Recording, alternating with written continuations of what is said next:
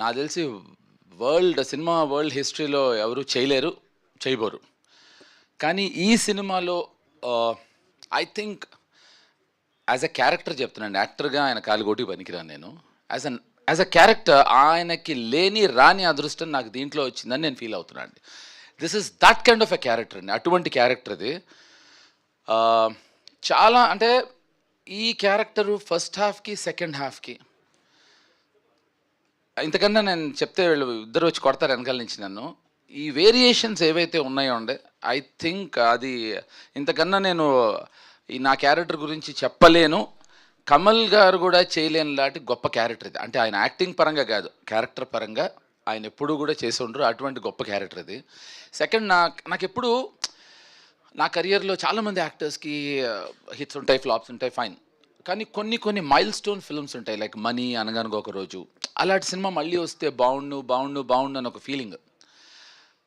I think ఎర్ర డ్రెస్ వేసుకునే జ్యోతి మీద ఒట్టు, after such a long time. చంపేద్దాం అనుకున్నారా? లేదు, ఇంకా ఎక్కువ మాట్లాడతాను దాని గురించి. నువ్వు ఆగి జ్యోతి, నీకు నా సంగతి తెలీదు. వచ్చేటప్పుడు చిన్న గ్లిమ్స్ ఇచ్చారు. ఓకే, సో ఏంటంటే ఏంటది, ఓహో కాదు,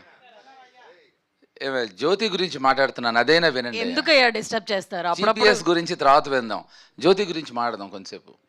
సో నాకు మనీ, అనగనగో రోజు like kind of a film మళ్ళీ వస్తే అలాంటి మైల్ స్టోన్ ఫిల్మ్ అని ప్రతి యాక్టర్కి ఉంటుంది కదా. అలాంటి సినిమా అంటే ఆ సినిమానే కాదు, అలాంటి సినిమా నాకు తెలిసి నా కెరియర్లో Gayapadda Simham is that one film which I think I'm very lucky. నాకు మళ్ళీ ఒక మనీ, అనగనగో రోజు ఎలా అయితే ట్రెండ్ సెట్టింగ్ ఫిల్మ్సో, I'm very sure this is that.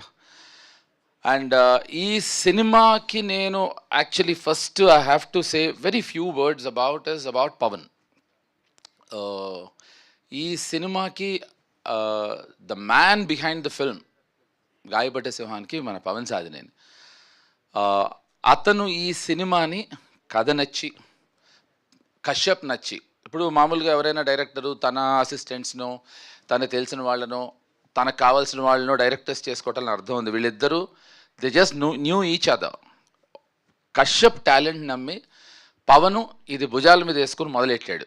ఇక్కడి నుంచి భాను అవ్వచ్చు, కళ్యాణ్ అవ్వచ్చు, they have believed in this. దీన్ని ఇక్కడి నుంచి ఇప్పుడు కొలబద్ద అనేది దిల్ రాజు, అఫ్కోర్స్ జీ వాళ్ళు కూడా అసోసియేట్ అయ్యారు. దిల్ రాజుకి నచ్చటం అనేది నాకు తెలిసి అది biggest commercial కొలబద్ద.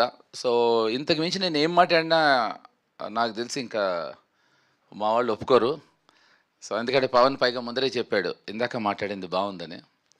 So but this is what I want to say.